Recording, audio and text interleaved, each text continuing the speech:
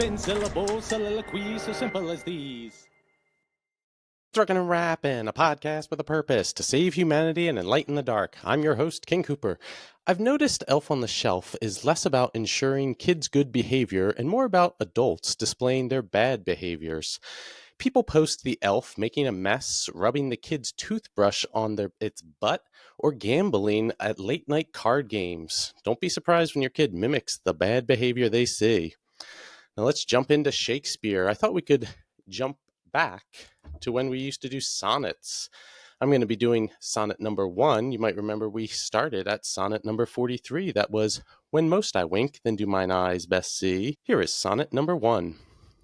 From the fairest creature we desire increase, that thereby beauty's rose might never die, but as the riper should by time decrease, his tender air might bear his memory. But thou, contracted to thine own bright eyes, feedest thy light's flame with self-substantial fuel, making a famine where abundance lies. Thyself thy foe, to thy sweet self too cruel. Thou that art now the world's fresh ornament, and only herald to the gaudy spring, within thine own bud buryest thy content, and tender curl makest waste in... Then there's a N word I'd rather not say. Pity the world, or else this glutton be, to eat the world's due by grave and thee. Some things I want to go over on that reading was in the beginning. It says desire increase, and then the next line, beauty's rose. So increase rose, but beauty rose. So a flower is a beautiful, or a rose is a beautiful flower. And then the next line, it mentions the word riper. So we're getting into a rose, riper. And the next line after that is tender air might bear his memory. So a tree is bearing fruit, or a rose bush is bearing fruit, which is the rose. And towards the end, there's a line, within thine own bud buryest thy content. So rose, bud. Another line I liked was making a famine where abundance lies. So that's one line that has the contracting feelings, abundance and famine, opposites. If you're enjoying the show, please leave a comment. I'd love for you to join in the conversation. Now for our rapping portion. Today's rap comes from 50 Cent's Patiently Waiting, featuring Eminem. Of course, I'm going to be doing an Eminem part. Here it goes. Don't let me lose you, I'm not trying to confuse you as I let loose with this Uzi and just shoot through your Isuzu. You get the message, am I getting through to you? So the reason I wanted to do that one was to address the notion that what I'm doing is karaoke. First, have you ever been to a karaoke bar that doesn't play music? Crickets? So it's different. And it's educational as an experience, since if you were to only see these words in writing, it wouldn't be the same as what you just heard. As with Shakespeare, I pointed out there's a difference between reading the words out loud and once you've had them memorized, they come out cleaner. Otherwise, what's the difference between me reading Eminem and Shakespeare? We might as well call my raps theater instead of karaoke. Now, please take a moment to subscribe or follow the channel. Last week, Alex said it was hypocrisy to say there are no rules, or for me to say that, so I wanted to know, what are the rules? What I've put out was things like be on time and keep it PG. What else? Maybe be entertaining. So the Pokemon or pharmaceutical game that caused so much trouble can be viewed on Patreon. But it didn't need to be a game. It's a one-liner joke. These Pokemon names are out of control. When I get sick, I don't know if I need a Snorlax or a Miralax. Because we had too many cooks in the kitchen, I was going to have an episode without a leader and see how that goes. I'd be like, oh, now's the beginning without a leader. And I know how that would go. Everyone would be silent because I am the Riz that fuels this ship. Another problem Ben had was my segues. We don't need them. People are accustomed to scrolling from one topic to another, completely different one. You're following along with the conversation, and so is the audience. We have the smartest audience online, and that's a fact. If you're not following along, then ask for clarification. Don't shout, I'm wrong! Not understanding my intent doesn't make me wrong. I'm also aware that the audience can pause and re listen. Having people say, what was that? Adds to the replayability of the show. As Big Sean said on Detroit vs. Everyone, I'm offended if you hear my new stuff and you ain't rewinding me. For this show, I use hashtag ADHD because, like being Chris Cooper, this show is a case study of ADHD. When you go to sleep at night, you die and wake up a new person. The same happens when you consciously wake up from daydreaming. So when we switch subjects, you switch instances of existences. Now for the wreck of the week. What's wrecking my week? Family. We're going to be doing some restructuring on the show as I fired the boys. Family will treat you like they did when you were a kid, and I'm a long way from where I started. I'm in a position where I don't have to take anyone's disrespect. Want to make me your enemy? I eliminate my enemies. Kendrick said, I'll cut my granny off if she don't see it how I see it. He also said, Mother, the big three. It's just big me. Boom! Now I need to calm down with some meditations. This will be Marcus Aurelius's Meditations, and we're up to number 6. From Diognetus, to avoid empty enthusiasms, to disbelieve all that is talked by miracle mongers and quacks about incantations, exorcism of demons, and the like, not to hold quail fights, or be excited by such sports, to tolerate plain speaking, to have an affinity for philosophy, and to attend the lectures first of Bacchius, then Tondasius, and Marcianus, to write essays from a young age, to love the camp bed, the hide blanket, and all else involved in the Greek training. So, what I want to cover in that was how he mentions to not believe the miracle mongers and quacks. And I like to call that category as sophists. And we hear a lot. Well, I've talked about them in the past, and we'll hear about them whenever we study Socrates, because a big thing for Socrates is talking to sophists and basically disproving them as miracle mongers and quacks. And another line in the reading I want to cover was to tolerate plain speaking. And that's a thing that I feel people don't tolerate. They think, oh, you're not using these big words. You must not know anything.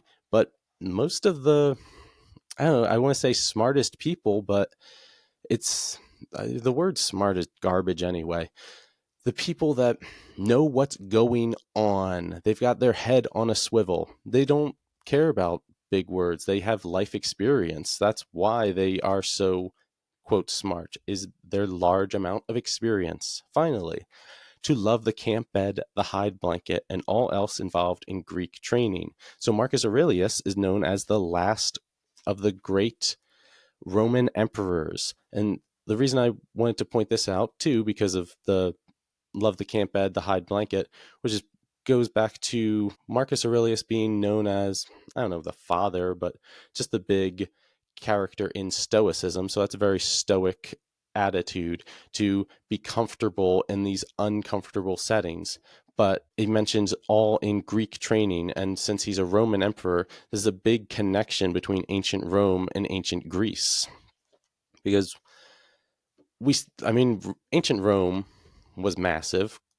At one point, covered all the way around the Mediterranean Sea. I've shared a meme that said the medieval era lasted from the fall of the Roman Empire until the fall of the Roman Empire. So it's a big thing.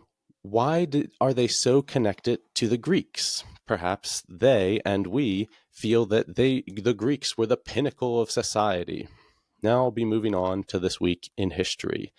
The man involved with the insurance CEO was caught.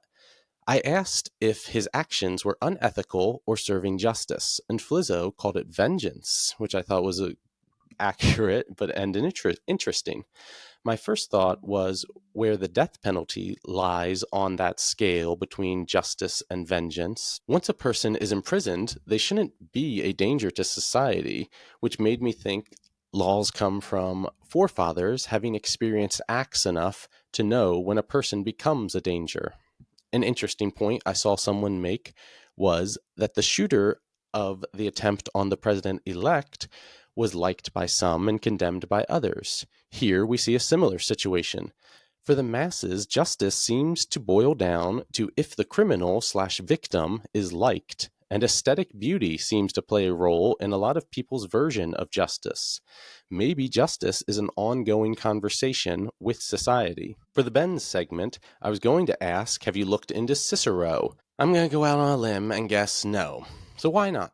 How many trivial things have you done a deep dive into and ignored something someone close to you said you would enjoy? He's known as the greatest orator and statesman in history, or greatest debater and lawyer. But those things don't interest you? Okay. I need some Bible to calm myself down. This week I'll be reading John chapter 8. Since last week the boys were throwing shade at John Jones, here's a reminder that Jesus doesn't say, only cast stones at those beneath you. We are all sinners. Here is John chapter 8. Jesus went on to the Mount of Olives, and early in the morning he came again into the temple, and all the people came unto him, and he sat down and taught them. And the scribes and Pharisees brought unto him a woman taken in adultery. And when they had set her in the midst, they said unto him, Master, this woman was taken in adultery in the very act. Now Moses in the law commands us that such should be stoned. But what sayest thou? This they said, tempting him, that they might have to accuse him. But Jesus stooped down, and with his finger wrote on the ground, as though he heard them not. So when they continued asking him, he lifted up himself, and said unto them, He that is without sin among you, let him first cast a stone at her. And again he stooped down, and wrote on the ground. And they which heard it, being convicted by their own conscience, went out one by one, beginning at the eldest, even unto the last. And Jesus was left alone, and the woman standing in the midst. When Jesus had lifted up himself, and saw none but the woman, he said unto her, Woman, where are those thine accusers? Hath no man condemned thee? She said, No man, Lord. And Jesus said unto her, Neither do I condemn thee. Go, and sin no more. This is the word of the Lord. Parts I want to cover in that reading where they say unto him, Master, and the Hebrew word for master as well as teacher is rabbi. So in their time, they would have said unto him, Rabbi, this woman, blah, blah, blah. Another was when they said, the laws of Moses condemn this, tempting him, as it said. And I thought of that because I mentioned earlier how I was accused of having too many rules. It's the same concept. Like, we have rules for our benefit. When it comes a time that the rules are constricting growth, then we can move beyond them. We don't always have to adhere to the rules strictly. They can be bent, they can be changed, but we can also change them for an instance and then go back to the rules, because just like the law, time has told us that these things are valuable and that they serve all of society. So maybe this one woman was saved by bending the rule, but we might keep the rule to benefit all society. And finally, I just want to say where Jesus said, Neither do I condemn thee, go and sin no more. Thank you, Jesus. But like I said, we are all sinners. It is impossible to not sin. I mean, we try the best we can, but to err is to be human, and we are all human. Do I not bleed like they bleed? Last week, Alex said thoughts are electric waves so small we can't see. As humans, we keep looking smaller and seeing more because life is infinite. We never get to the bedrock of life. I mean, they named the atom because it was supposed to be the bedrock of everything, but now we have the proton, electron, neutron, but even inside that we have the quarks and goblarks, the subatomic particles. So if atom is the base, how is there a sub base? Anyway, it's because All of that studying is man's hubris. This gets me into the Coastline paradox and Mandelbrot sets. The Coastline paradox comes from, I believe, a man was sent out to measure the perimeter of England to see how big it is. What he found was that this was an impossible task because the measured length of the coastline depends upon the method to measure it. And we see this in the same when we look at the atom, that we can either see the spin of an electron or the location. So the way that you measure changes the result you get. But the coastline paradox and the Mandelbrot set. Mandelbrot set you've probably seen as like a big circle with a bunch of squiggly lines around it. Those are also known as fractals. And you can zoom in closer to the edge, which is the coastline of the Mandelbrot. Mandelbrot's the guy that did the mathematics. So the closer you get, you see more, and then you get closer and you see more, and you can continue to zoom in to infinity, and you never get a point where it's like, okay, this is just the straight line. Now we can begin measuring. So if you're trying to get a more accurate measurement, you can keep going forever and you never actually get the measurement. You never get where you're trying to go. But the reason I wanted to bring this up is because how can something be infinitely small without infinite mass? How can we have infinity in the world? Because it should have infinite mass. Something like the number pi, everybody knows is infinite. So that means there are more digits in pi, if you were to continue writing it out forever, than there are atoms in the universe. But that doesn't make sense. How could this thing that we could just program into a calculator or use in our calculations be bigger than the entire universe? And that's where I get into the hubris of man. We think that we are the measurers of all things. It's not the case. We're just observers, which will get me into number 8 of our 50 philosophy ideas you really need to know. That is the book we're reading right now. And number 8 is, what is it like to be a bat? So we're talking about perspective of being a bat. The book goes in to describe that you would imagine being a bat. You'd have webbing on your arms, fly around from dusk to dawn, and use echolocation to find yourself around. It tells me only what it would be like for me to behave as a bat, but this is not the question. I want to know what it is like for a bat to be a bat. So the difference being, what does a human think it's like to be a bat, and what does a bat think it's like to be a bat? And that there's no way for me to know what a bat thinks it's like to be a bat because I'm a human. The U.S. philosopher Thomas Nagel's 1974 article, What Is It Like to Be a Bat?, succinctly captures the essence of the discontent that many feel with current attempts to analyze our mental life and consciousness in purely physical terms. So that's going to be referencing what I talked about with the infinite. And I was saying that thoughts are the infinite earlier, in the sense when I talked about coastline. So if you're trying to measure the mind in purely physical terms, you can't. There are facts about experience whose exact nature is quite beyond our comprehension. The essential incomprehensibility of these facts is due to their subjective nature. So the subjective nature being what is like for a bat to be a bat. So that's immeasurable for us. We don't have access to the information. And similar, you won't have access to what another person experiences in this world. It gives an example of monochrome Mary, and it describes her as living this life where she's stuck in a room that is everything is black, white, and shades of gray. But she has studied all things about the color red from a physical standpoint. And if physicalism is true, Mary knows all the physical facts that could ever be known about the color red. Then she will indeed know all there is to know about redness, including subjective experiences associated with it. That means If physicalism were true, that you could study everything about red without seeing the color red, then you would know what it's like to see red. You would know the feeling a person might get when they see ripe red tomatoes in the summer and their mouth starts to water, but you've never experienced it. You've only seen black and white.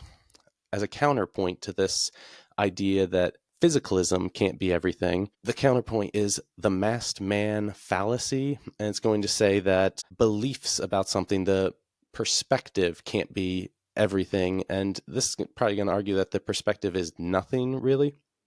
So we'll get into it. According to Leibniz's law, or the identity of indiscernibilities, if two things, A and B, are identical, every property of A will be a property of B, and hence, if A has a property that B lacks, A and B are not identical. Hopefully that's straightforward enough. If A and B are different, then they are not the same. Make sense? Okay. So it gives an example that Bernie, some made-up person, Bernie thinks that Bono is the greatest rock star in the world, but he has no view about Paul Hewson, and he doesn't realize that that is Bono's original name. So that means that Bono has a property that Paul Hewson lacks. Bono is known to Bernie as the greatest rock star in the world. Paul Hewson is not. Thus, Bono is not the same person as Paul Hewson. But that doesn't make sense because they are the same person, given that the theory of identities of indiscernibilities, A and B aren't equal, because A, being Bono, greatest rock star in the world, to Bernie, B does not have that characteristic, meaning subjective views or beliefs about something are not real properties of that thing. And this is another. So we study philosophy to stay sharp. It's to challenge our minds going back and forth of these point and counterpoint, as well as logic, which I know I need to get into eventually, but that whole A equals B thing with the identity of indiscernibility would be a part of logic. A equals B, and thus B equals A, because it makes sense, right? If A is the same thing as B, then B must be the same thing as A. But so we do all that to say sharp. And here in today's studies, we saw that we didn't get anywhere. And that's what ends up happening in philosophy, because it's the same thing with the measuring physicality. We think that we can think our way to the goal in the universe. It's not the case. The universe is infinite, which is why we study the Bible, because that God is the infinite. And that is where you're going to end up. It's been said that drinking from the glass of science, the first sip will turn you into an atheist, but God is waiting for you at the bottom of the glass. Meaning that you'll see, like, you take this first sip and you're like, oh, all these things I believed were not true. Now I know the truth. And so you continue searching for truth, gaining more knowledge, and you see you're actually no closer to the truth, but further than when you started. And that's where God is waiting for you to say, come back to me, I condemn you not, sin no more. Now it's time for some math. We got 24 up on the screen, and the answer is 24. Oh, boy. I am funny. I have not laughed that hard in a long time. The numbers are 6, 6, 8, and 3. What I like about this week's 24 is that it uses a trick that is fun. So 8 times 3 equals 24. And then the trick is plus 6 minus 6. So we go nowhere, stay at 24. Final thought for today. If I'm an optimist and you're a contrarian, good luck.